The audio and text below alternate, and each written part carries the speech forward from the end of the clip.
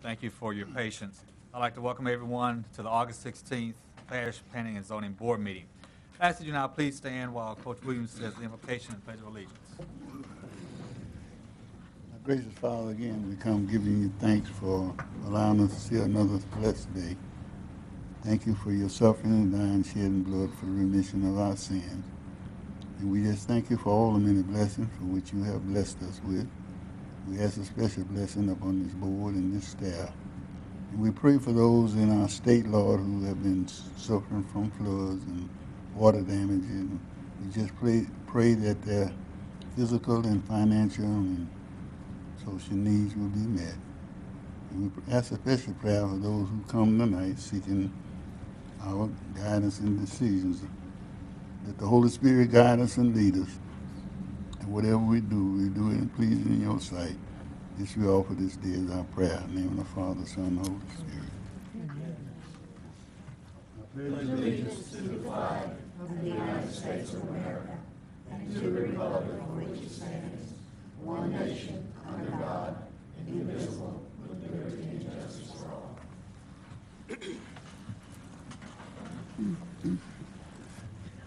Before Christy does the roll call vote, I would just like to introduce and welcome everybody to Mr. Kyle Link, our newest board member here. We ask that you give him a little welcome. He's representing Ward 3. So glad to have you on board, Kyle. All right, Christy, roll call vote, please. Roll call. Chair Elijah Gilreath. Here. Vice Chair Jake Forshey. Here. Miss Betty Brown. Here. Miss Latricia Cobb. Here. Miss Julia Dickerson. Here. Miss Sharon Felicia. Here. Mr. Kyle Link. Here. Mr. Art Little. Here. Mr. Gary Navarre. You saved the best for last. There you go. Mr. Kirk Smith. Dog it. And Mr. LaSalle Williams. There you go. Let's say the best for last. All right. This is an 11-member board. It'll take a majority of those members present to grant or deny any request heard this evening. The chair will refrain from voting unless that vote might affect the outcome. The meeting will be conducted with me reading the request from the agenda. The planning staff will give a presentation and report their recommendations. If the applicant would like to add to the staff's presentation, or if someone from the audience has comments, please come to the microphone, state your name, address, and nature of your request. All persons wishing to speak other than the applicants need to fill out a blue request to appear form located in the back of this room. The form must be given to a staff member prior to the reading of the agenda item. As required by this board's bylaws, in all cases, the proponents will be limited to 10 minutes. Opponents will be granted 10 minutes as well, with each speaker allowed no more than 3 minutes. I recommend that a spokesperson be selected if there is a large group wanting to speak on the same agenda item. If 4 or more speaker request forms are submitted, the time allowed for individual speakers will be limited based upon the number of forms submitted. The chair has the right to limit speakers who present redundant information or personal attacks. In unique situations, the chair may extend or the board may vote to extend the time allotted for speakers. After discussion, the board will vote on each request. I will then announce the decision of the board after the vote.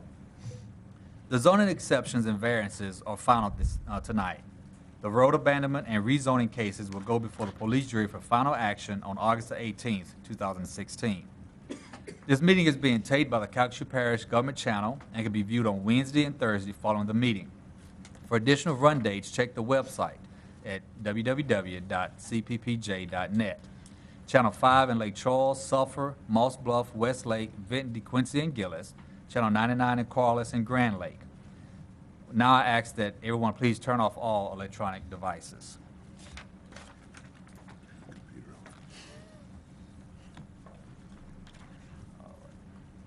Take appropriate action to approve the minutes of the July 18, 2016 Planning and Zoning Board meeting. So moved. Motion by Mr. Porsche, a second by Ms. Cobb. All in favor? Aye. Any opposed? Being none, item 5 passes. Item number 6, take appropriate action on case RA 03002-16, a request by Lake Charles Harbor and Terminal District to abandon and revoke the original dedication of a 60-foot wide unimproved right-of-way in the 7900 block of Big Lake Road in Ward 3. I'll entertain a motion for approval. So moved. Ms. Cobb, Ms. Brown seconds, Ms. Wallace. This right-of-way is located in South Lake Charles and is on property where the existing Trunkline LNG facility is located. The right-of-way has never been improved and is not being publicly used. Because of this, the staff recommends that the request be granted. Okay. We have no blue cards on this item. Any questions, comments by the board? Okay. There's no opposition. All in favor, state aye. Aye. Any opposed? Being none, item number 6 passes. Item number 7, I would like to advise that case FZ 03-001-16, a request by Lake Charles Harbor and Terminal District, care of Trunkline LNG, to allow communication equipment shelter below the base flood elevation in the 3300 block of West Lincoln Road in Ward 3 was withdrawn. Item number 8, do we have to vote on it? Okay. I have a motion to accept that. So moved. Second. What? We should read the item and then ask for a motion to defer that. Okay. Well, that one was withdrawn. Oh, I'm sorry. Oh, sorry. That was my, Okay, so we don't have to vote on that one. No. Okay, all right. Item number 8, the petitioner has requested that case VA 04-026-16, a request by Cole Langford LLC for a variance to reduce the lot size requirements, required 5,000 square feet and 50 feet in width, requesting 2,000 square feet and 29 feet in width, at 1201 and 1207 Rabia Road in Ward 4 be deferred for 30 days. I will now entertain a motion to defer. So moved. Second. Ms. Cobb and Mr. Navarre, seconded. All in favor, state aye. Aye. Any opposed? Being none, motion passes. Item number 9, the petitioner has requested that case VA 04-027-16, a request by Cole Langford LLC for a variance to reduce the lot size requirement, required 5,000 square feet and 50 feet in width, requesting 2,000 square feet and 30 feet in width at 3919 South Douglas Parkway in Ward 4 be deferred for 30 days. I will now entertain a motion to defer. So moved. Mr. Navarre moves and Second. Coach Williams seconds. All in favor, say aye. Aye. Any opposed? Being none, motion passes. Item number 10, take appropriate action on case VA 06-028-16, a request by Michael D. Lewis Jr. for a variance to allow residential development with less than required lot square footage. Required 43,560 square feet, requesting 19,800 square feet at 509 Carley Street in Ward 6. I will now entertain a motion for approval. So moved. Second. Ms. Cobb and Mr. Forshey seconds it. Ms. Wallace. this property is located in the DeQuincy area and encompasses nearly a half acre of mixed residential zone land. The land was a part of a 132-foot by 660-foot tract until a previous owner subdivided this non-conforming lot. If the variance is approved, the petitioner will move a 14 by 70 manufactured home on the lot. While the staff does not support development of non-conforming lots, the current owner did not create the non-conformity. Therefore, the staff recommends that the request be granted. All right, thank you. We have no blue cards on this item. Any questions or comments by the board? Okay, being none, all in favor, state aye. Aye. Any opposed? Being none, item number 10 passes. Item number 11, take appropriate action on case VA 04-29-16, a request by Harold Glenn Rhodes for a variance to allow an existing non-conforming lot to be divided into 2 tracts, with tract A maintaining 1 dwelling unit and tract B maintaining the existing 9 dwelling units at 2475 Walker Road in Ward 4. I'll entertain a motion for approval. So moved. Ms. Cobb, I need a second. Second. Was that Mr. Art? Yes. Mr. Art, seconded. Ms. Wallace. This property is located in Carlos and encompasses 3.22 acres of single-family residential zone land. Currently on the land are 3 duplexes and 4 single-family dwellings. The petitioners would like to sell the home located on the western side of the property while maintaining ownership of the remaining units. This sale will necessitate subdividing the lot into 2 tracts. The tract being sold will comply with the present standards, but the remaining tract will still be non-conforming. Because minimal impacts are to be expected, the staff recommends that the request be granted. All right, thank you. I have 3 cards, all of general comments. So, I'm sorry. Before that, let's go to the applicant. Is the applicant here and would like to add anything? Hodgkins, come on up. State your name and address, please. How you doing? J.D. Hankins, 1523 Cypress Street, Sulphur, 7663. Don't really have anything to add. I just want to reiterate that we aren't looking to develop anymore out there. What we are looking to do is to sell approximately 8 acres with a big house, and then with the existing 9 other structures, just to keep that in by itself. So it's just to subdivide 2 different pieces so we can sell the big house and 8 acres. Yes, sir. Thank you. Thank you. Mr. Jim Tilley. Come on up, state your name and address, please. Mr. Chairman, as Ms. Tilly comes up, remind 3 minutes, I take it, for a speaker. Okay. 3 minutes each, please. My name is Jim Tilley. My address is 2171 Walker Road in Carlos, 70665. Okay, the neighborhood, I know it's supposed to be illegal, what's already pre-existing that the owner has. We just have concerns if we allow this multifamily facilities, how can we ensure that, 5 years from now, somebody else might want to take and do the same thing and, past presence to be able to get their permit? Is there some way we can document it that, it'll never happen in our neighborhood? I'll let Mr. West answer that. Well, the property is not being rezoned. The property is currently zoned single-family residential. Yes. But what you have on that property is a non-conforming situation. And so they're just asking to subdivide that property to sell that home, and then nothing else. Oh, okay. Well, I thought I misunderstood. I thought they was applying for a multifamily No. variance. No, it's already Okay. there. Okay. The property. Okay. I'm sorry. It was just something that we read on the first one there. Right, it wasn't, but we've corrected it. Okay. All right. Thank you. Thank you much. West Raspberry.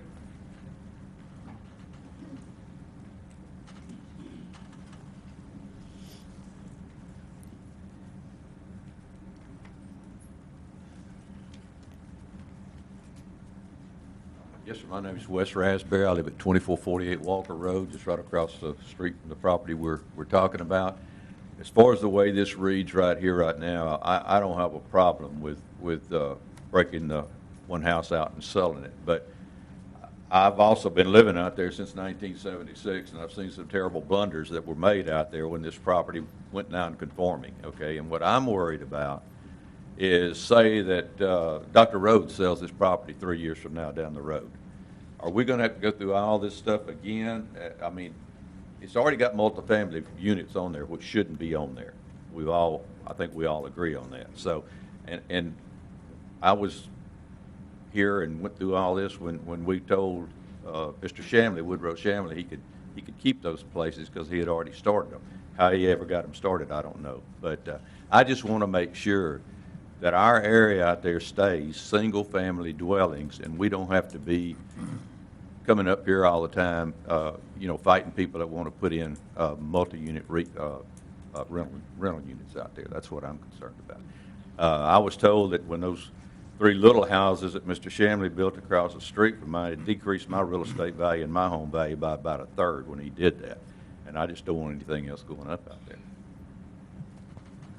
And I'd like to know how we're going to do that.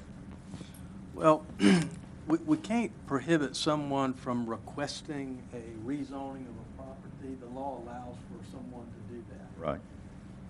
And so we can't guarantee, or this board can't guarantee, that someone will not make an application to do something. But as it stands today, with its own single-family residential, it cannot go any further than what it is today. Okay. Okay? Okay. And then my next question is, and I'll get out of here, I understand that if y'all accept this proposal, then it goes to the police jury? Is that right? But it ends this evening. No. No. It ends this evening. It ends They're here. not rezoning, this is it.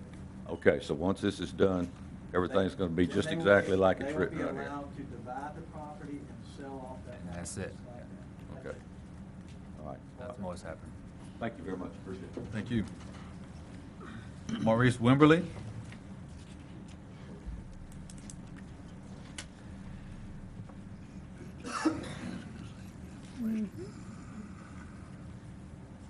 Maurice Wemley, 2192 Sylvan Drive, Sulphur, Louisiana, 70665. I just want to reaffirm what the last gentleman just brought to y'all's attention, that my feelings are the same as his, that we want to keep our neighborhood a single-family dwelling and do whatever we can to prevent it from going to a multi-family dwelling, which those apartments were there when I moved there. I don't have no argument about that. I knew when I built my house that they had apartments there. But I just want to let the board know that we're all in agreement that, our neighborhood wants to stay single-family dwellings. If all he's doing is drawing a line there where he can sell one side of that property, I don't have a problem with that. That's all he's doing. That's all we're addressing this evening tonight. We can't say what the future holds, but tonight. Right. Okay. Okay. All right. Thank you so much. Any questions, comments about, well, the applicant, you want to add anything? Thank you. All right. Any questions, comments by the board? All right, all in favor, state aye. Aye. Any opposed? Being none, item number 11 passes. Item number 12, take appropriate action on case EX03-021-16, a request by Prairie Land Company for an exception to allow a borrow pit, 160 acres at the southeast corner of Elliott Road and West Tank Farm Road in Ward 3. This case is deferred. Okay. I will entertain a motion for approval with stipulations. So moved. Ms. Cobb. Second. Ms. Porsche seconds it. Ms. Wallace. This property is located in South Lake Charles and encompasses 240 acres of agricultural zone land. The petitioners would like to excavate a 125-acre borrow pit at this location. If approved, 100% of the excavated materials will be removed from the site. The materials will be transported on private property to the Lake Charles LNG construction site, with the exception of a crossing on Elliott, another crossing on Big Lake Road, and another crossing on Tank Farm Road. And upon completion, the petitioners may develop a residential subdivision near the pit. Because minimal impacts are to be expected, the staff recommends that the request be granted with the following stipulations: that the development must be in accordance with Section 26-1221F4 of the Parish Code, that permitting is subject to approval of both the Division of Engineering and the Gravity Drainage District Number 4 of Ward 3, and that the hauler's occupational license must be provided prior to permitting. All righty. We have no blue cards on this. Are there any questions or comments by the board? Okay. All in favor, state aye. Aye. That was weak. Any opposed? Okay, none opposed. Item number 12 passes. Item number 13. This petition has requested that case EX03-028-16, a request by Tower Land Company, LLC, for an exception to allow borrow pits, 5 pits for a total of 244 acres, in the 1100 block of East Lincoln Road in Ward 3 be deferred for 30 days. I will now entertain a motion to defer. So moved. Mr. Art Little moves, Ms. Betty Brown seconds. All in favor? Say aye. Any opposed? None. Item number 13 passes. Deferred. I'm sorry, deferred. Case number 14. Take appropriate action on case RZ01-045-16, a request by Rebecca Stout to rezone from mixed residential R2 and light commercial C1 to mixed residential R2 to allow residential development of manufactured home at 1180 North Perkins Ferry Road in Ward 1. Entertaining motion for approval. So moved. Ms. Cobb. Mr. Coach Williams, second. Ms. Wallace. This property is located in the Moss Bluff area and encompasses 3.6 acres. Currently on the property is a house and a manufactured home. The petitioner would like to change the commercial zoning to mixed residential to allow 2 additional dwellings for family members.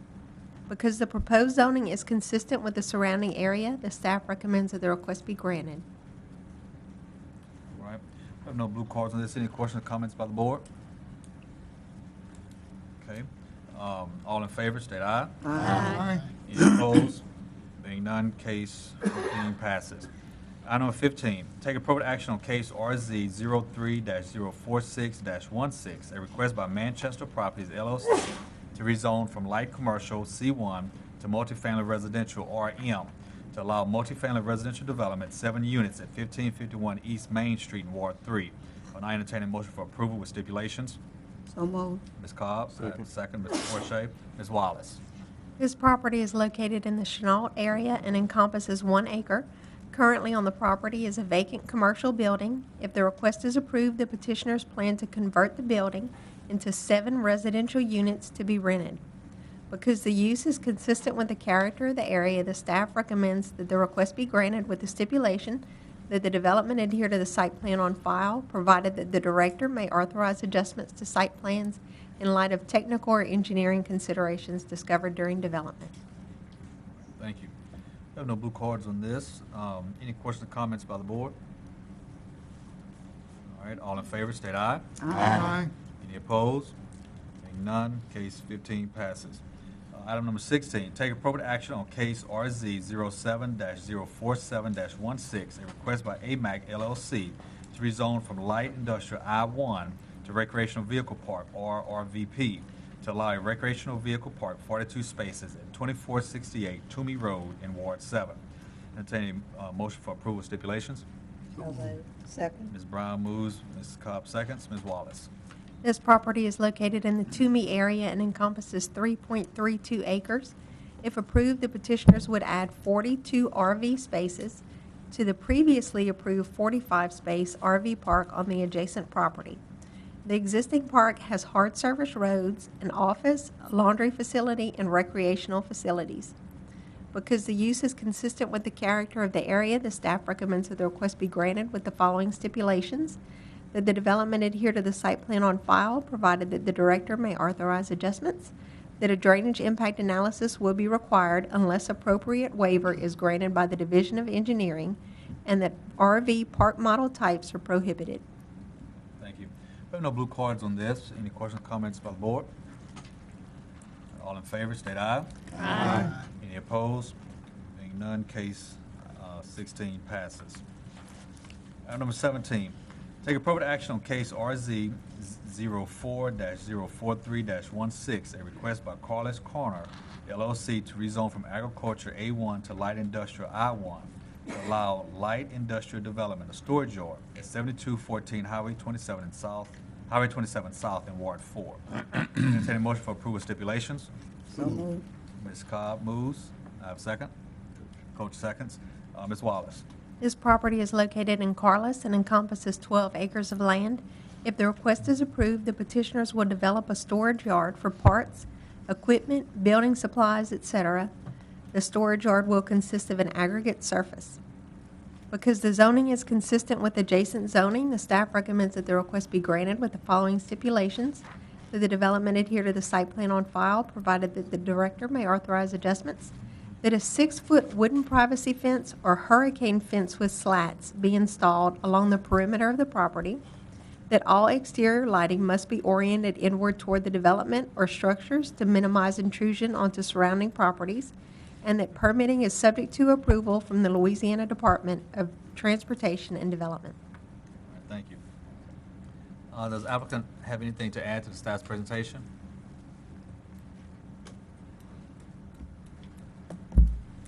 Mr. Chamber, members of the commission, my name is Tom Gale. My address is 713 Kirby Street in Lake Charles. I'm here on behalf of the applicant this afternoon. This is a request to establish the appropriate zoning to construct a laydown yard, just a simple laydown yard. It's not a parking facility or anything like that. It's adjacent to the airport, the man camp, and the parking that's there. It's a logical extension to the existing zoning that's there, so it's not a spot zoning of anything that's coming out. And so no specific plans for it right now. I just want to upgrade the classification so that it can be used at the appropriate time. Glad to answer any questions. Any questions from Mr. Gale? Mr. Little? Looking at the property and the layout, we're not getting into the natural buffer that's currently there on the west side of that property, are we? So that buffer was mentioned whenever we approved the man camp, that natural buffer to the east and to the north was to remain. I'm just curious if we're going that far west. I'm not sure exactly where that property boundary may be. You can see the parcel that's on the image. Yes. And this one does not interfere with that parcel to the north. And I think actually the next agenda item is the one that runs to the north that might impact that buffer zone. This one is already down. The parking lot is to the south. The man camp is to the west. The highway's to the east, and there's a pasture to the north. And so I don't think a buffer zone is going to be of a significant concern on this. We'll certainly respect any neighboring requests that are there. Thank you. Any other questions? Thank you, Mr. Gale. Have a card, Sarah Kowick and Don Kowick.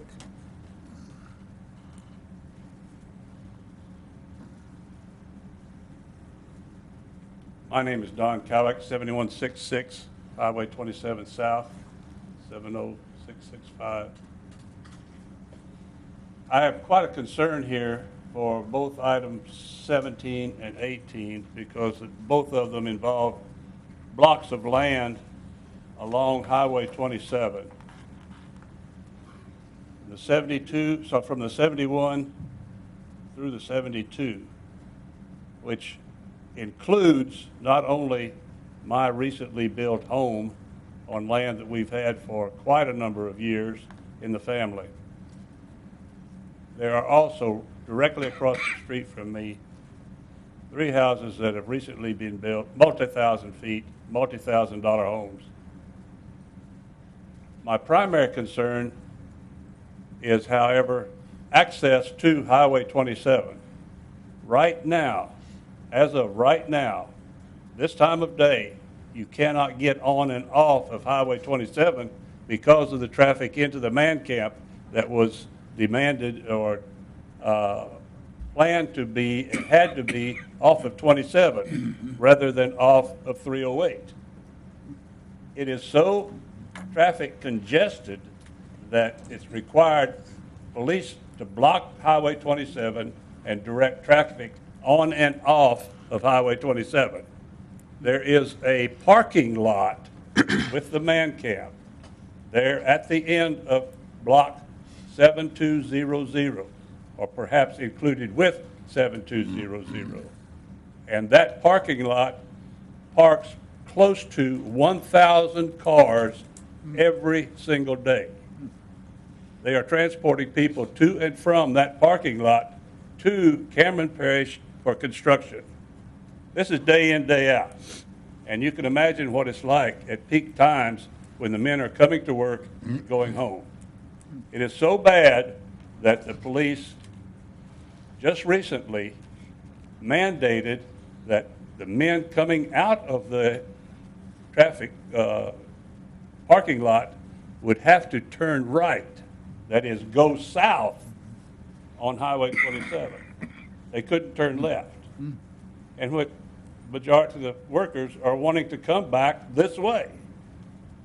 If we put a yard for the storage, and I understand it has potential to be a pipe storage or construction equipment, I've watched what goes up and down Highway 27 day in and day out.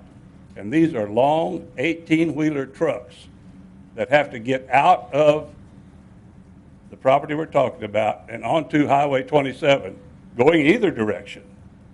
And if they are mixed with the traffic that is coming out of the man camp, it's going to be an impossible way, there won't be a possible way to get up and down Highway 27. And I think all of us know that Highway 27 is one of the 2 outlets of Cameron Parish. And we're in hurricane season. That's what's going to be in here. Okay, that's your time. If you want to wrap it up real quick, you can.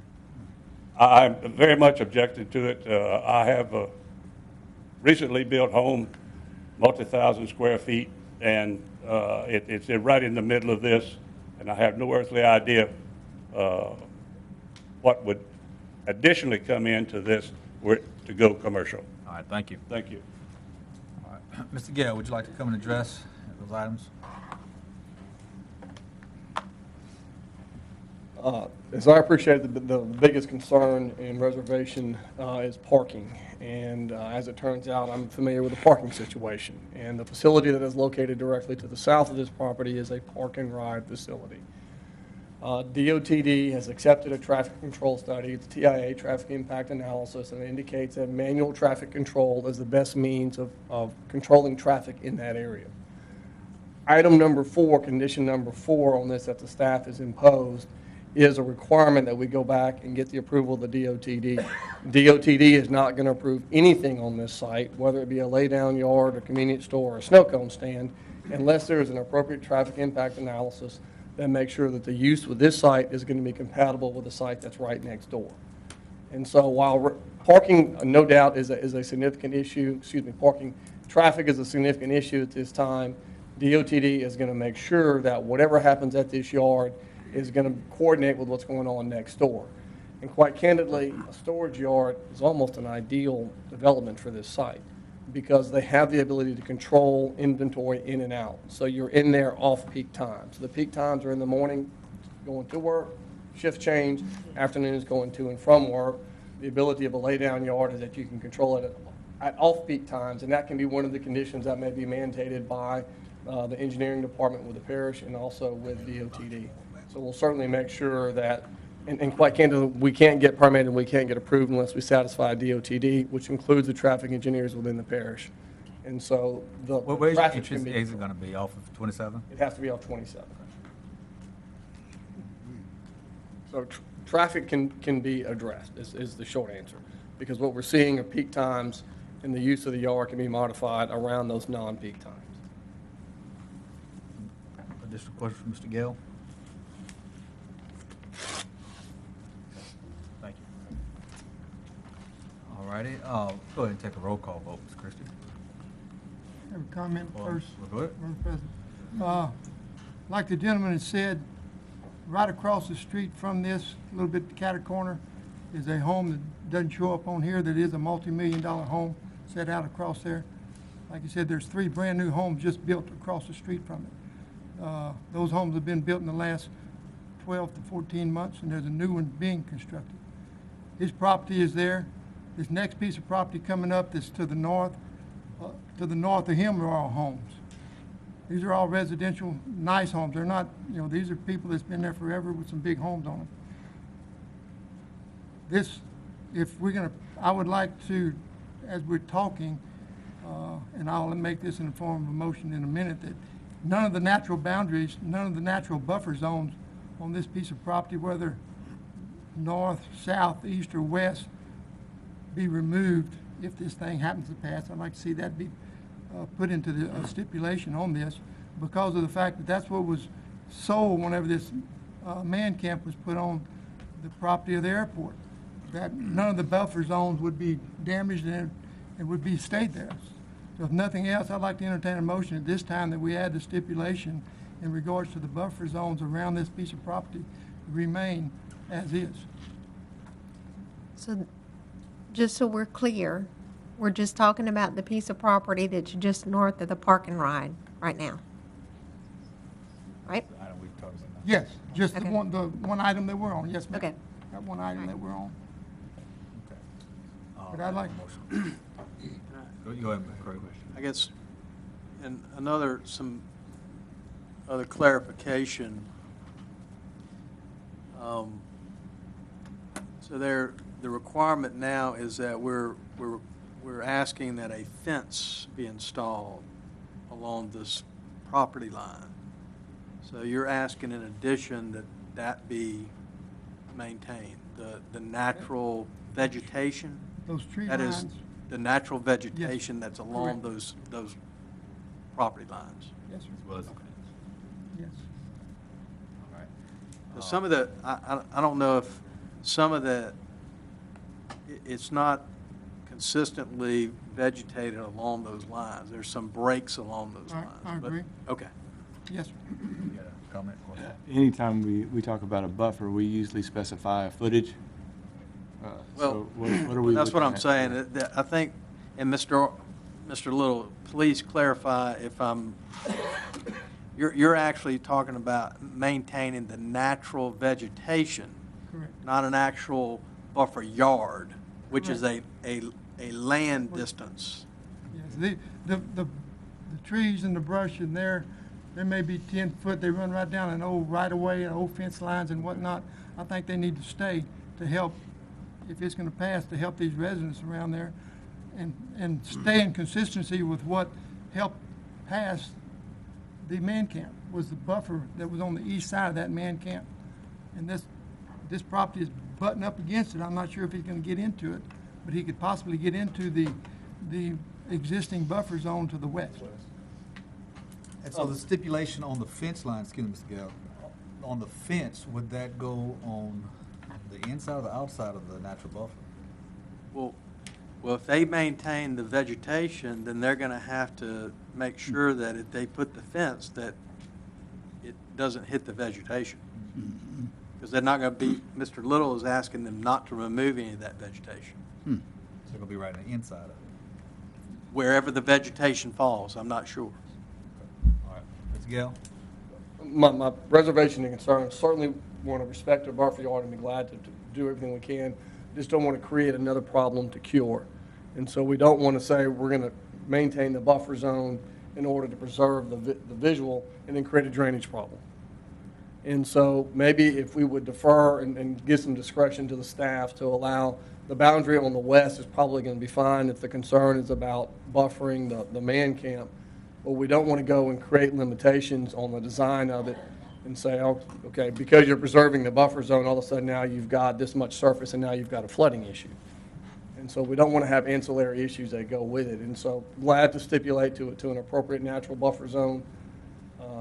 But the existing buffer zone that's there, if it's tallow trees or if it's blocking natural drainage or if it's affecting something that might otherwise make it a better site, we just don't want to create another problem down the road. No, we do have a motion on the floor. I imagine you did make a Yes, motion. yes, Okay. I did. Do I have a second on that motion? Okay, so the motion would die for lack of a second. Very good, thank you. All right, thank you. Any other comments or questions by the board? Okay, seeing none, Chris, we're gonna go ahead and do a roll call vote, please. Are we voting to defer or voting on the amendment? No, Right now, the only thing before you is the rezoning. Okay. The motion to amend failed. So what are we voting on? I'm sorry. Yeah, but because Mr. Gale had said he would be okay with Yeah, but deferring us, so I want to make sure we we're on the didn't- same page. Yeah. Right. We're on the same page? Yeah. Right now, we're now voting on the rezoning. Okay, got it. The only thing before you is the motion to rezone. Original motion. Correct. We ready? Mr. Forshey, Yes. Ms. Brown, Yes. Ms. Felicia, Yes. Mr. Williams, Yeah. Mr. Little, No? Ms. Cobb, Yes. Mr. Smith, Yes. Ms. Dickerson, Yes. Mr. Link, Yes. and Mr. Navarre. Yes. 9 for, 1 against. Okay, item number 17 passes. Case number 18. Take appropriate action on case RZ 04-044-16, a request by Hackberry Investments LLC to rezone from agriculture A1 to light industrial I1 to allow light industrial development of storage yard in a 7100 block of Highway 27 South in Ward 4. Entertain a motion for approval with stipulations. So moved. Mr. Navarre and Ms. Cobb seconds. Ms. Wallace. This property is located in Carlos and encompasses 40 acres of land. If the request is approved, the petitioners plan to develop a storage yard with an aggregate surface. Because the zoning is consistent with the adjacent zoning, the staff recommends that the request be granted with the following stipulations: that the development adhere to the site plan on file, the revised site plan, provided that the director may authorize adjustments to site plans, that the use must be screened in accordance with Section 26-50 of the Parish Code, that a 50-foot natural buffer must be maintained with no clearing or construction along the north property line, that all exterior lighting must be oriented inward toward the development or structures to minimize intrusion onto surrounding properties, that permitting is subject to approval from the Louisiana Department of Transportation and Development, that the east 300 feet of the property remain zoned agricultural as shown on the final zoning map, and that ingress and egress is limited to one access point, which will be the southernmost entrance. All right, thank you. The applicant have anything to add? Tom Gale, again, 713 Kirby Street, Lake Charles, on behalf of the applicant. The parking issues relative to this site were addressed very similar to the previous site. Obviously, there's a DOTD requirement. You're going to have a traffic impact analysis.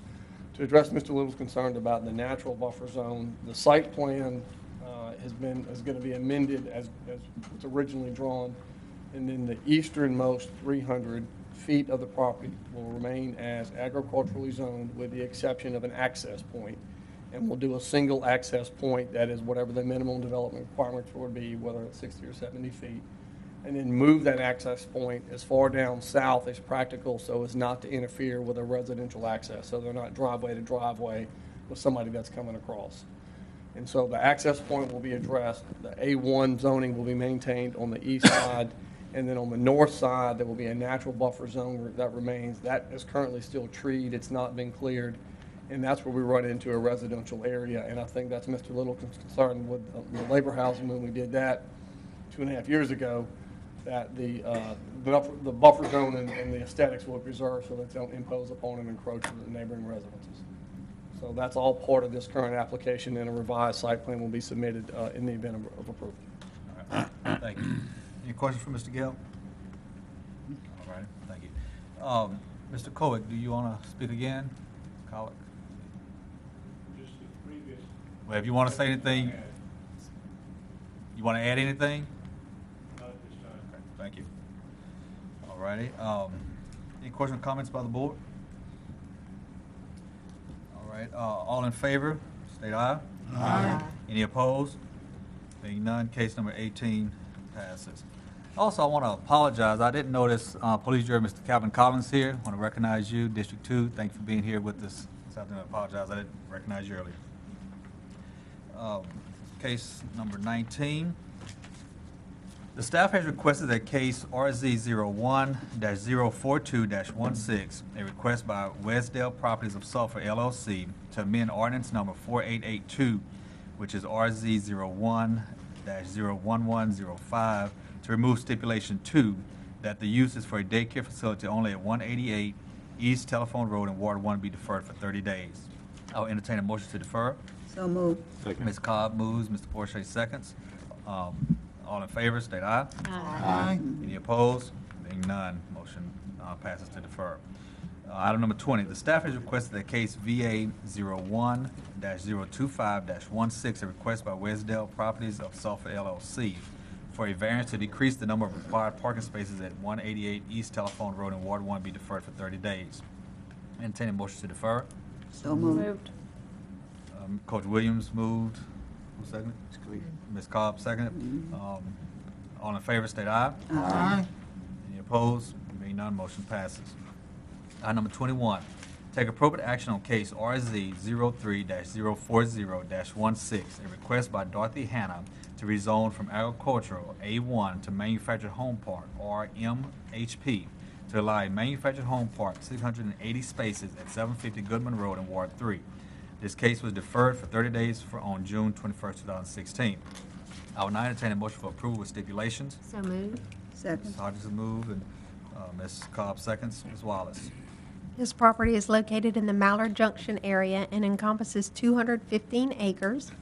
If the rezoning is approved, the petitioners will sell the land to local developers who plan to construct the proposed manufactured home park on the site of the former Pine Shadows Golf Course. An existing building will be utilized as the park office.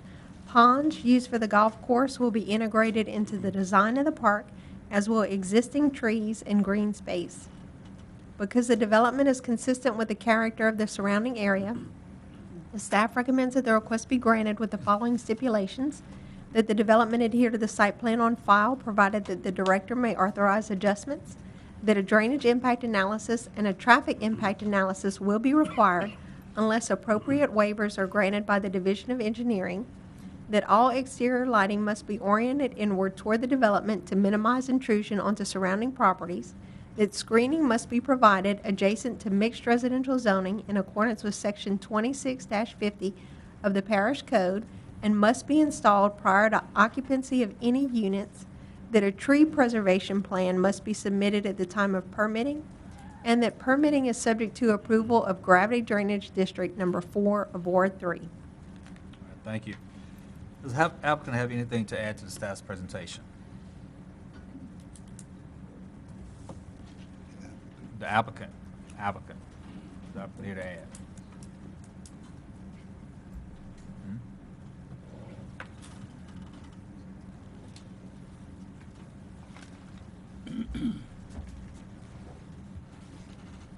State your name and address, and My name is Jimmy Curitan. I live at 508 River Road, Lake Charles, Louisiana, 70601. And I am representing the Brammer Estate, which is Dorothy Hanna, because they're not able to be here. And we're also people that are buying the property.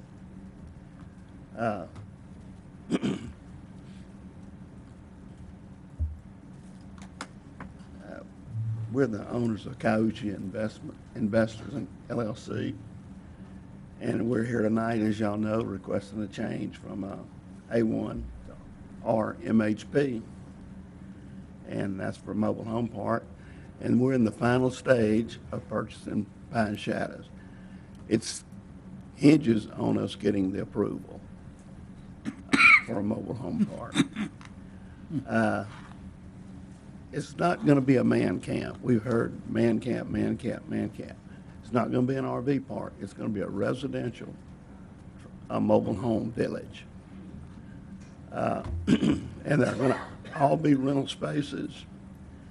And our conceptual drawing shows 680 spaces. And this is not going to happen overnight. It's going to be done in phases, probably 3 phases. So you won't have 680 immediately. And there seems to be a shortage of mobile home parks. Everybody's switching over to, well, they're switching over to RVs. Audience, please.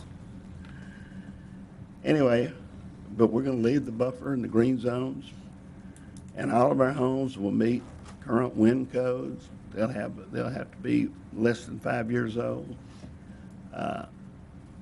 They're going to have to be nice-looking homes. We're not going to allow a bunch of, junky ones in there. And we've partnered with a group that runs mobile home parks throughout the United States, and they've got a good idea how to do it.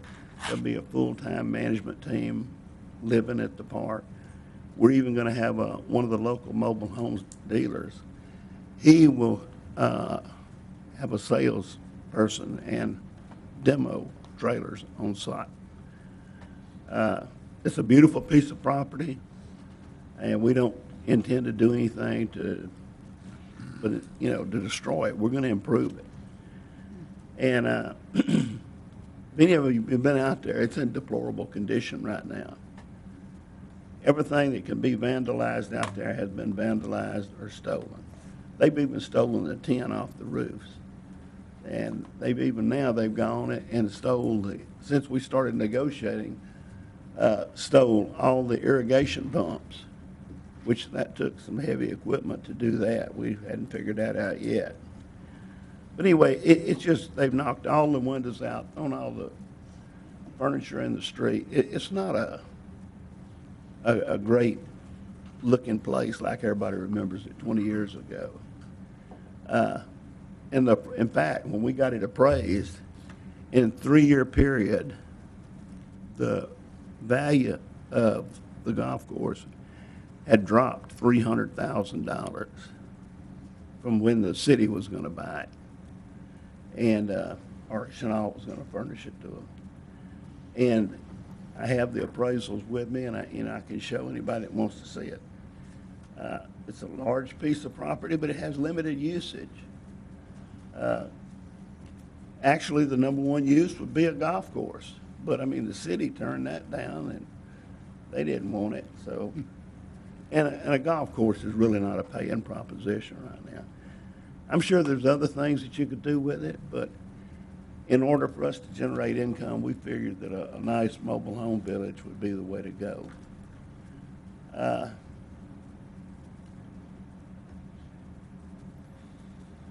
It's not going to be an easy task, but it's one that can be accomplished. I don't know if any of you've got any questions about anything like that, you know, you can ask me, and I'll do my best to answer it. And I'd like I said before, I do represent the Brammers just because she can't be here, and the other people are older, and I think Ron Ryder's basically bedridden. And you know, when you can find 200, she said 215, but it's actually 218 because they're going to give us 3 more acres. That basically touches the city limits. It's a difficult piece to find. And I think it's a good piece of property, and I think it has a lot of potential. When everybody looks at it, they concentrate on the greens and the fairways, but they don't take into consideration all those woods where you have 1,880 linear feet on a navigable waterway, Coachee Coulee. You know, it's not like being on the lake, but a lot of people can't afford being on the lake. But anyway, that's our intent. We're trying to purchase. You talked about this being 3 phases. What's your 3 phases? Building this pads for the trailers. So once all the pads are built, that's 1 phase, and then you're going to bring all of them in at one time? No, you'll be building them and bringing them in as they're finished. It's going to be an ongoing process. So when do you forecast it to be up to capacity of 680? That we have not determined. But it would be probably 3 years before we had a full 680 trailers. Where do you feel your market will come from to reside there? Are people buying their own mobile homes and putting them there, or you're supplying them? Yeah, people, the mobile home places, they don't have a place to sell and put mobile homes right now. So what I'm asking, individuals are going to buy and place them there and rent a lot, or? That is correct. Okay. I mean, we're not going to own any trailers. So people will be moving them in and out? Move them in and out. Mr. Chair, I guess the staff, I think he just gave me some additional information that I didn't know, because I always was thinking that the city was going to purchase that property when Chenault moved the golf course, and that the city, but since the city is out of it now, it won't be no golf course. And that was our thought too. I mean, that was the logical place for the golf course to go. And that's when we got involved in it. And there's still talk that it might go back there, but I doubt it. Thank you, sir.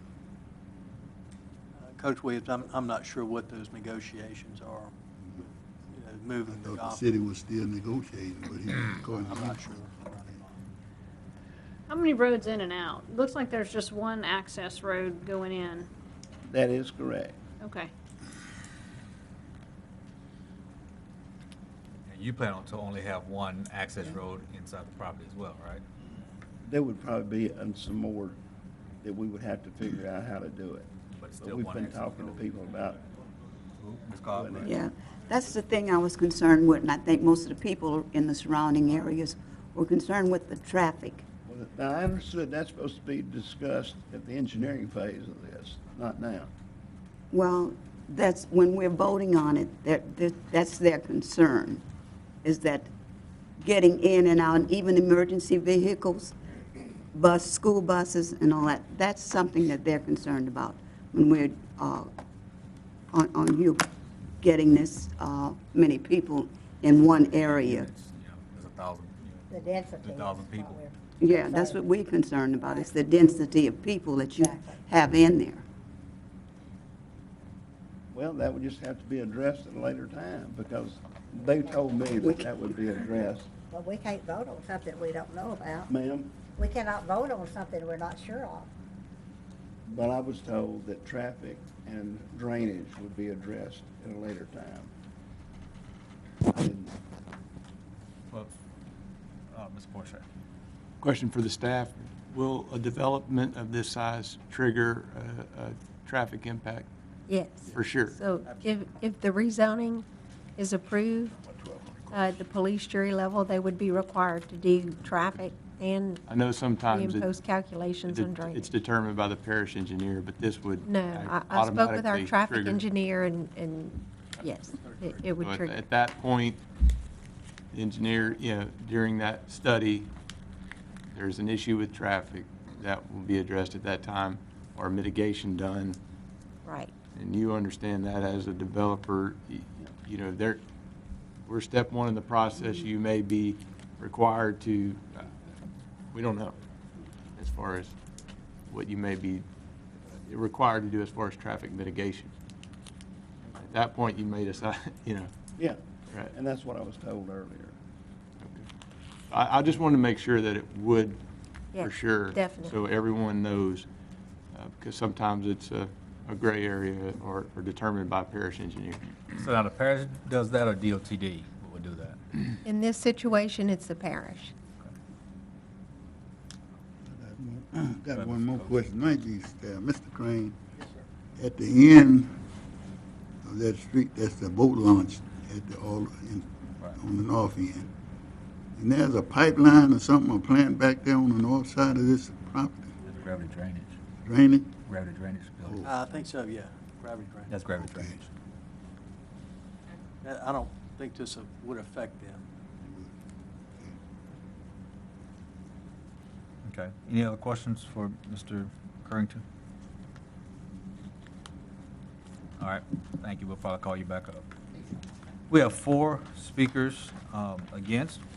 Do we have a spokesman or spokesperson? Well, we have in there? four spokesmen. Okay. How about we do 2.5 minutes each?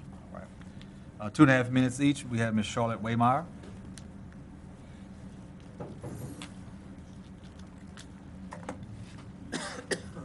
If it pleases the board, we've agreed to give me the lion's share of that. If you don't mind, can we do 4-2-2-2?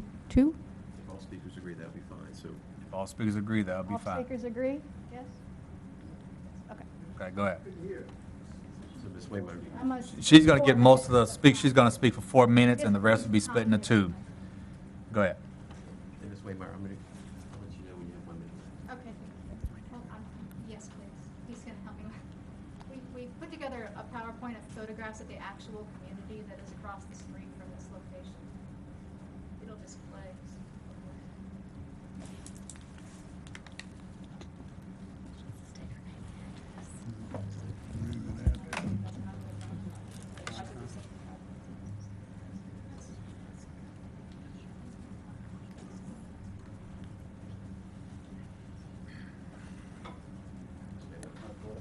Thank you. Yes, sir. Yes, sir. My name is Charlotte Waymeyer. I live at 3108 Opelousas Street. How many residents are in, I'm just cutting you off, but how many residents are in that neighborhood across the street? Lake Caroline subdivision is 330 homes, and there are additional homes in the area that are not part of Lake Caroline subdivision. Some of them are generational. One of them, the grandfather was Mr. Goodman from Goodman Road. Okay, go ahead. Am I good? Okay. Thank you for your consideration of this matter. The community of Goodman Road, Opelousas Street, and the surrounding area comes before you today to ask that you do not approve this project. We are not opposed to manufactured homes nor new development, and we encourage responsible growth in this area. There is a 20-home subdivision being built right now, less than a mile away. We also did not oppose an 80-unit manufactured home and RV park in the same area that was approved just 3 months ago. It was a reasonable size, did not encroach on any existing residents directly. However, this project is an entirely different matter. 680 manufactured homes filling over 200 acres. It is proposed for a section of land that is landlocked, surrounded by water on 3 sides and the interstate on the 4th, on a very small dead-end road which only has one outlet via an overpass and two-way stop intersection onto Opelousas Street, which is another narrow 2-lane road with no shoulders, huge ditches, and is not designed for heavy traffic, yet already is overburdened. It is located directly across the street from Lake Caroline subdivision, a restricted residential community including lakefront property, which is home to hundreds of families who are very concerned about not only their safety and well-being, but the quality of life and value on their investment that they will be left with if this is approved. Opelousas Street is similarly home to hundreds of families who have the same concerns. Lake Caroline and the other residents on this site are already having issues with traffic and accessibility. Adding this huge influx of residents will make the situation much worse. In case of emergency, fire, hurricane, flood, there is just nowhere to go. One way in and out means the residents would be trapped. Imagine trying to evacuate 5,000 or more residents through that intersection. If traffic backs up or there is an accident in the intersection, emergency personnel cannot pass and there is no alternate route. There have already been multiple accidents at or near this intersection, including a fatality. Our infrastructure simply cannot handle this type of massive expansion. Opelousas Street has very heavy traffic, including large trucks, and the already approved 100 homes coming will increase that. Just getting a manufactured home onto this property, down Opelousas Street and through the very narrow intersection at Goodman Road would be a traffic nightmare, blocking the roads, trapping the residents on either side during the process, and this process would have to be repeated 679 times. The Planning and Zoning Board voted last fall to deny a man camp located less than a mile away because they proposed 2,800 residents were simply too much. Our water system and roads could not support it, and the damage would due to the existing tax-paying residents was too great. This project is worse. The best case scenario that these homes are filled with families would put the occupancy level at or around 2,800 people. The town of Iowa has the same number of residents, and it has its own police force, fire department, etc. How can we simply absorb a population of that size into our quiet neighborhood? Then we have the ever-present issue of drainage and flooding. A large portion of this property is in a flood zone, and it is surrounded by water on two sides. The entire property is currently green space with ponds scattered throughout, and it drains into the Cayuchi Coulee. This project has the potential to completely alter the balance of water flow and puts not only the existing homes in jeopardy, but also the access ramps to the I-10 and I-210 interchange. If Calcasieu Parish is willing to take on such an immense influx of residents in one space, it needs to be located in an area that can support it, on a highway of sufficient size with access to sufficient infrastructure. This is simply not the place for this project. It will take an asset to the community, a golf course, and turn it into a nightmare for the existing residents, some of which who have lived here for generations. We plead to each of you that you listen to the thousands of concerned citizens that make this area their home, those that have called you to share their concerns with you, and all those in attendance by voting to reject this proposal. We ask that you vote no for this project, just as you did with the previous one, which was simply too large for our communities to support. The developers have made no attempt to communicate with this community in any way. We would welcome the opportunity to speak to the developer regarding a much smaller scale, single-family residential development at this location, provided it includes infrastructure improvements to accommodate it. Or even better, developing this site for recreation, which would benefit the parish as a whole. We thank you for your time and your service. All right, thank you. Any questions for Ms. Waymire? Thank you for your presentation. Thank you. Mr. Lonnie Thomas?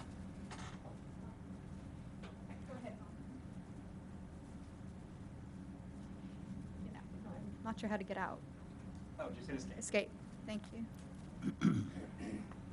See if I can figure it out. This PowerPoint is pictures of the accidents that have happened at the intersection already. We're just going to let it play so you can see it. I'm sorry, how do you make it autoplay? I should have just let him do it. Thank you, I'm sorry.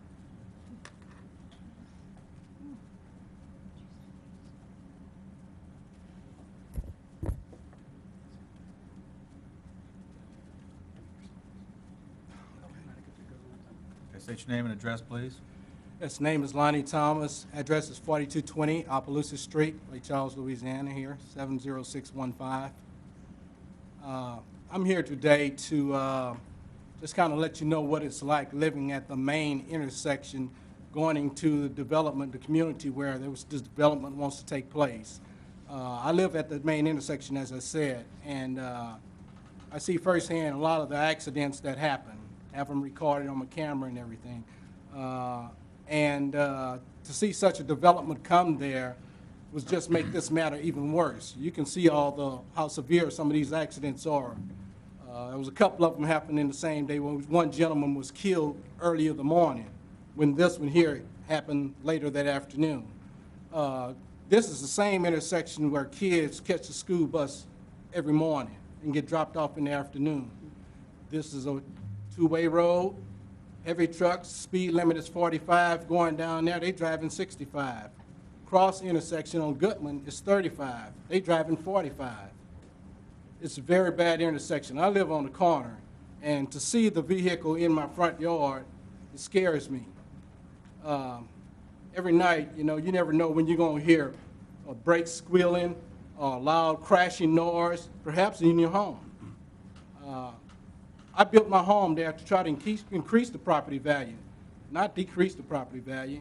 And I think with this type of development, that's exactly what it would do.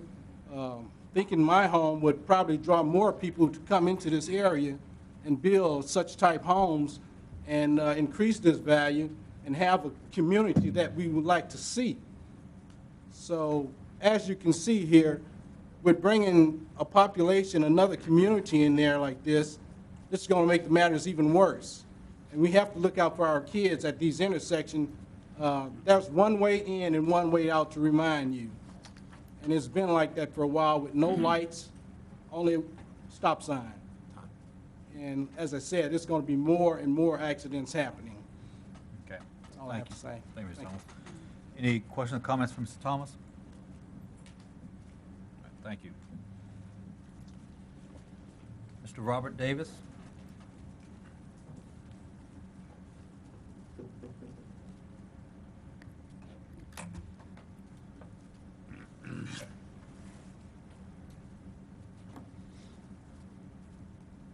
Staff, members of the board, my name is Robert Davis.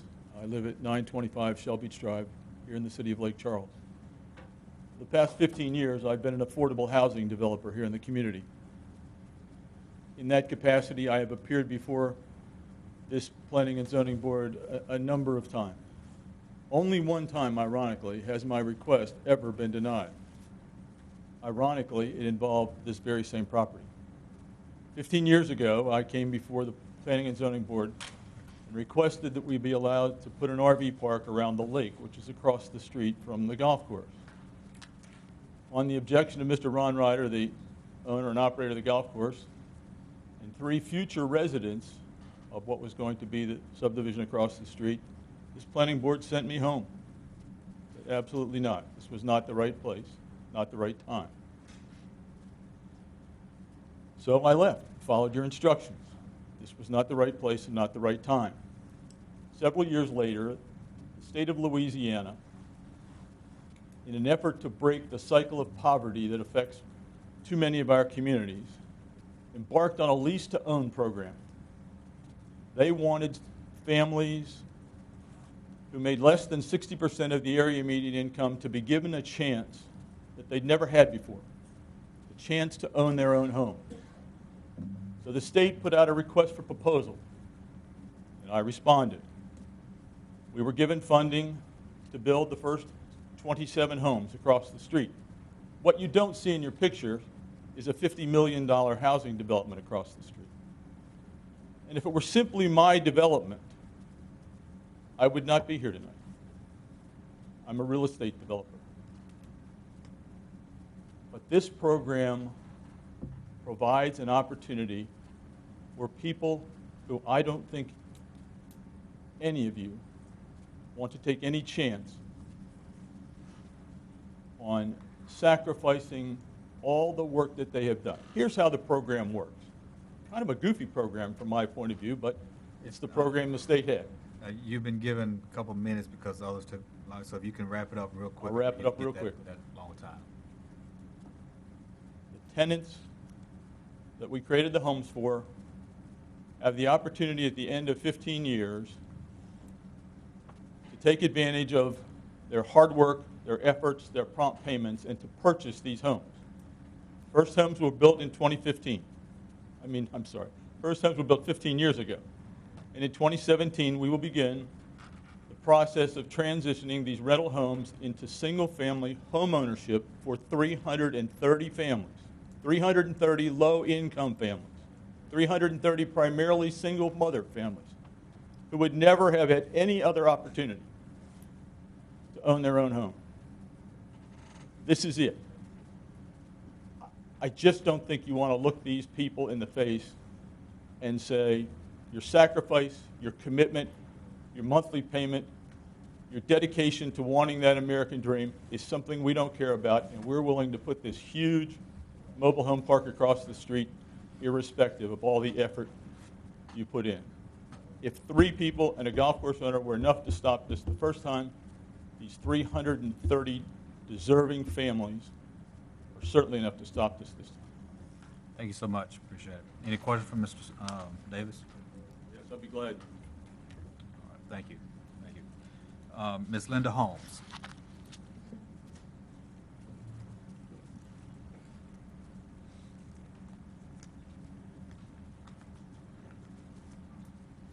Good evening. My name is Linda Holmes. I live at 4447 Presley Park in the residence and the development of Lake Caroline. I would really be upset to have the 680 trailers across. I don't care how you say how nice they will be. That's too much in that area. And the first phase will already upset me because once he disturbed the habitat and everything, the alligators, the coons that's already going to our trash cans, just coming over to us. So that's frightening. We have a pet-free environment.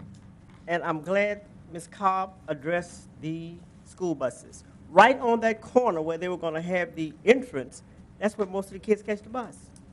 And that's not even at Opelousas Street. We do have one way in and one way out. And we have buses that continue to go up and down East Street to get all our kids. So with the traffic, with them moving in with trailers, or the construction area, no matter how many phases he put, the first phase has just gave us a disaster. And I don't think it'll be fair to the homeowners nor developers who want to put more homes like ours in the area instead of trailer parks. So please deny this request. Thank you so much. Thank you. Any questions for Ms. Holmes? Okay. Mr. Currington, want to come back up and address any of these items? Mr. Chair, Mr. Currington has 3 minutes remaining. Okay. Yeah, 3 minutes remaining as well, unless we ask you any questions. You know, a lot of comments were brought up about, of course, the traffic, and we kind of addressed that earlier, or we talked about it earlier. But, you know, we're looking at the regs, talking about the mobile homes, they're going to be coming in and out. I believe you answered that question before. This is a tight street, small street. Mr. Thomas talked about all these wrecks that we saw. Of course, you have homeowners right across the street in the neighborhood. Have you ever looked at the tax credits like he has, or more affordable type homes in that area? Has it always just been the mobile home? Is that the only thing you guys are looking at? No, we've looked at the others also. We just felt like that mobile home would be the thing to go with right now. As far as the street being narrow, I mean, a trailer comes down it, it's not going to take the whole street. And if you make the park where they can pull completely off and not have to back in and out, it shouldn't be that bad. And I can understand the Lake Caroline. But, I mean, she said more homes in the area. Well, I mean, is it you don't want mobile homes, you just want stick-built homes? I don't see the point there. People are people if you put them in a trailer, if you put them in a house. And they want more homes, but they don't want mobile homes. And most of the accidents that we saw there, they weren't generated by a mobile home, had nothing to do with that. Well, I don't People think driving that's the too issue if fast. they're generated by a mobile home. It's just their accidents, so you put more people. I mean, chances are you may have more accidents. Of course, Yeah, it's not guaranteed. I understand that, but if you... density The that density, everyone's yeah. worried about. You're looking But at if- 680 homes. If you're full, that's 1,300 cars possibly. True. There's a lot of people, a lot of issues. Mhm. Anybody else any questions? But we Anything just else you don't want to think add the to traffic address? will be as big a deal. I'm sorry? I just don't think the traffic's going to be as big a deal as everybody's making it. Ms. Porsche? I have a question for the staff. I know this is currently zone A1, which allows for mobile homes. If y'all could do the quick math, as of right, how many on 200, is it 215? He had mentioned 218. How many trailers could, as of right, he put on the property? If he was to do a manufactured home subdivision, Right. if he put in the community water and the community sewer that he's proposing for the park, he could have roughly 430, a half acre per. Okay, 430. And I was doing some quick math because I heard the single family, roughly 43,560 square feet in an acre. Right.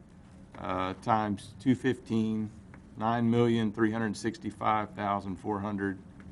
We've approved subdivisions at less than 8,000 square foot a lot.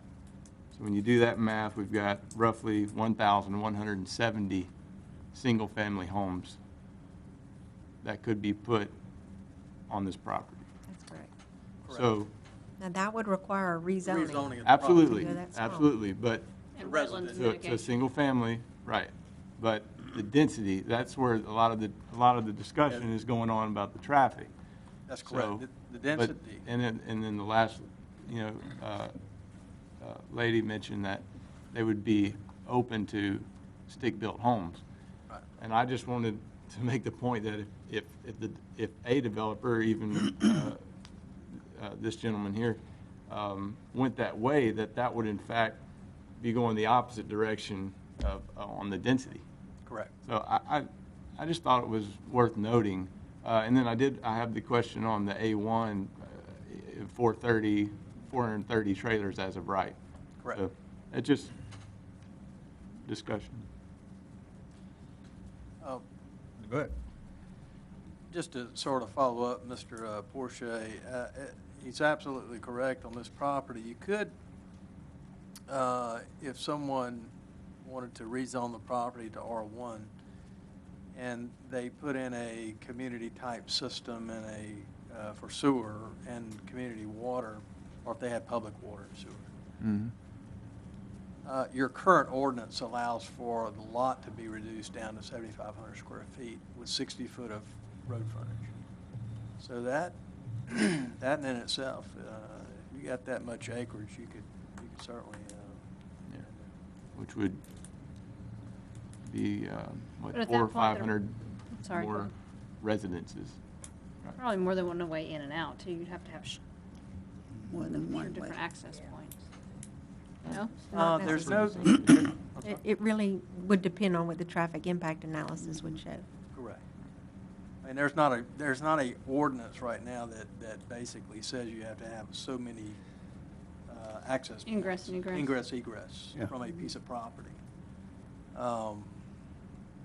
If they only maintain one access point, and they did the traffic impact analysis, is going to look at the impact on the public Road system. road system.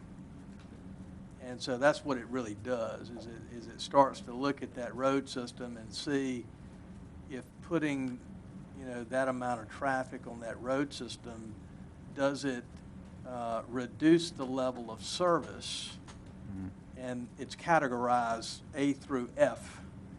If it reduces the level of service, let's say down to a D or an F, then the developer may have to put in mitigation measures, at intersections, whether that be putting in turn lanes or putting in traffic signals or whatever they have to do to mitigate some of that traffic. That's a requirement of the developer, or would the state come in and do that?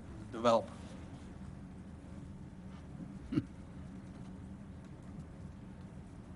But would that be acceptable to have stick-built homes as opposed to mobile homes? Well, that was, from some of the arguments that I was hearing, it seemed like it's a density problem with the 680 units, and that's why I just started doing the math to see what would be approved if we were going the single-family route, just for discussion on the density, which seems to be the main opposition point of the development. I think a lot of the opposition also is that a mobile home park will devalue the other regular stick homes property.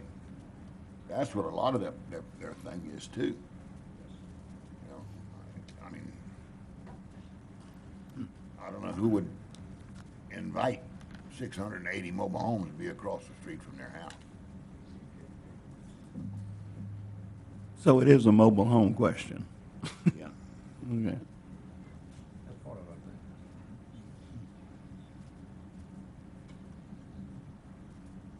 questions?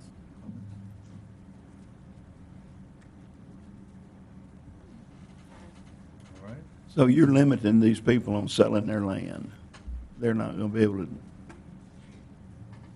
do anything with it. They can't do mobile homes, or they won't. They knew they were limited whenever they made a golf course out of it. No, I understand that. All right. Thank you, Mr. Carrington. You can have a seat. Okay, thank you. All right. Any other questions, comments from anyone on anything? I think we heard a lot, on this on both sides. I feel, as Mr. Navarre talked about a mobile home issue, Mr. Porsche talked about a density issue. I believe it takes a little bit of all of that, because of one thing I've felt, or I thought initially, that this facility or this land was going to be bought as far as each mobile home was going to be there. But I think now having rental units back and forth, I believe that even adds to it. These mobile homes going back and forth in, may not be full, may be full. That also adds to the density issue and also traffic issue. You look at the roadway right there at the church and where Mr. Thomas lives, that's a small intersection to bring those, mobile homes in and out, however long you have to do it. So I just think it's a tough deal, right there in that part, whether mobile homes or not. And of course, with the homes right across the street, very nice neighborhood, to bring that right across the street, I think it's kind of tough. That's just my thoughts. And something else, 680 mobile homes. There's going to be 2 cars per family. That's 1,300 cars. Easy. So there'll be a parade all up and down that road all the time. Especially with that one way in, one way out. That's the bridge on Calcasieu River, on the backside. So, okay. Yeah. Any other comments or questions? Ms. Coach? That, Mr. Thomas mentioned about the school buses. Notice a church on that corner. Is that the drop-off for the school kids on that corner by the church, or does that bus go on over? You come on up, Mr. Thomas. He's asking you to come on up. To answer your question, one of the bus drop-off is on my side. It's on the south side of Opelousas from the church, on that corner there. Right. They stand right at that corner in my yard to catch the bus. That's where all accidents happening. They run on the stop sign, they speeding, they ended up in my yard with the wrecks. Now, these kids, the one live behind you, or they? They live in the community there. I mean, but are they coming from the Goodman Road, from the Goodman North Goodman Road they area? come from the next road over. No. Are they coming from Lake Caroline? I guess. Or are they coming from? No, behind we got you? buses go into Lake Caroline as well. That's Okay. what I thought. So they're coming from behind you. Yes. Okay. All right. Thank you.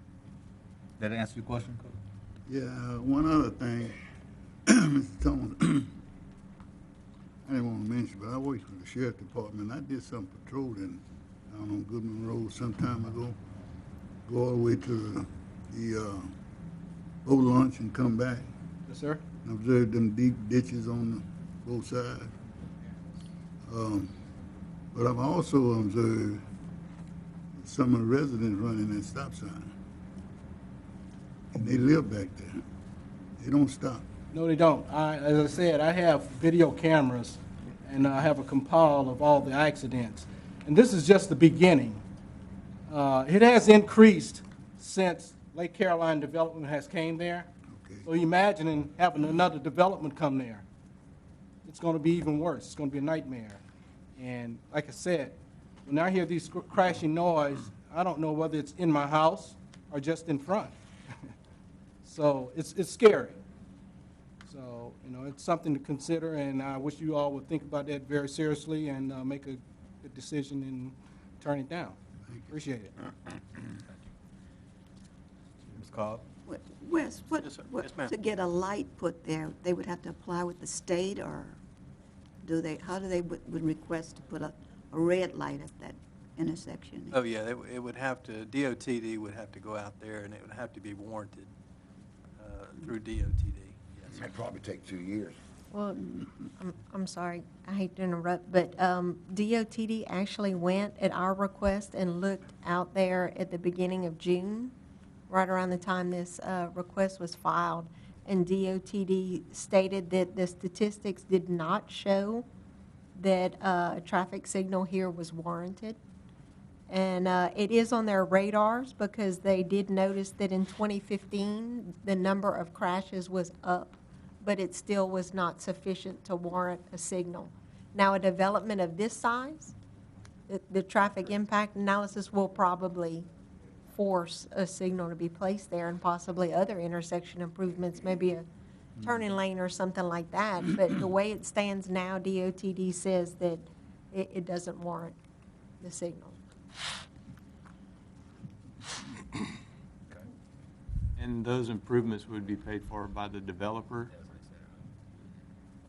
The developer would have to contribute at least whatever portion that development contributes to the intersection. If there's 2,000 cars at the intersection and he's only generating 1,000, well, they're not going to put the entire cost on him. And actually, Goodman Road is a parish road.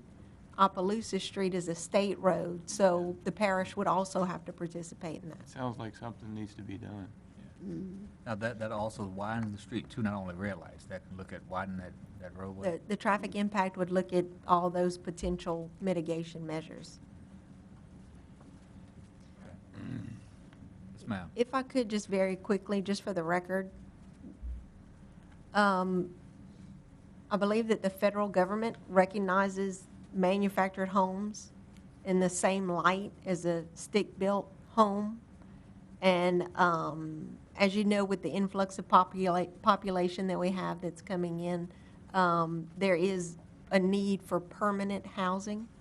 And the biggest need, what the studies are showing, is in that affordable category. It's not, the big subdivisions that are going south of town with the 300,000 square foot, $300,000 homes. It's the affordable homes, as Mr. Davis spoke about. And unfortunately, I don't know if those tax credit programs are still around, but we do in the upcoming years have a dire need for affordable housing units, and we don't discriminate between trailers and stick-built homes. And I just wanted to go on the record and You're right. and I don't state believe that. anyone is here saying that. My comment that I made earlier is to the point of, I agree with you, and that's where I always thought that this neighborhood was going to have these mobile homes already there, have 680 mobile homes, there where people go and buy them or rent them or what have you. But I now understand that people are going to buy them off-site and bring them in and bring them out. And so you have, it won't be a congruent community. I mean, it's going to be a mobile community. And I don't think that answers so much of what we're talking about with this. So that's my thought. I just wanted to clarify that. for Yeah, the I record. understand. Same as I did. Well, she had to comment? No. Okay. Any other comments? All righty. We're going to go ahead and take a roll call vote. Mr. Smith? No. Ms. Brown? No. Mr. Little? No. Mr. Williams? Nope. Mr. Navarre? Nope. Ms. Dickerson? No. Mr. Link? No. Ms. Felicia? No. Mr. Porsche? No. Ms. Cobb? No. 10 against. All right, item number 21 fails. Okay, if you all are, if anyone's leaving, if y'all can leave quickly and quietly so we can continue on, or y'all can stay. We have a couple more items. Looking for the cowboy act. Deal, man. Oh, no, there's not right.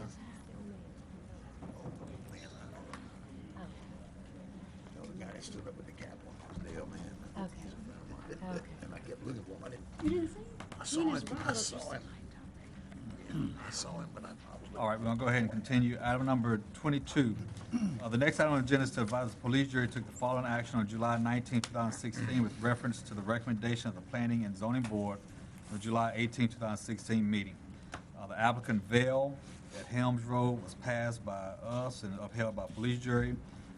Applicant Young on Corbella Road was passed and upheld by police jury. Demarest at Phillips Road was passed and upheld by police jury. Perron on Davis Road was passed, upheld by police jury. Hannah at Goodman Road was deferred, upheld by police jury. LaFleur, Old Highway 171, denied, upheld by police jury. Westdale East Telephone Road was deferred, and police jury upheld.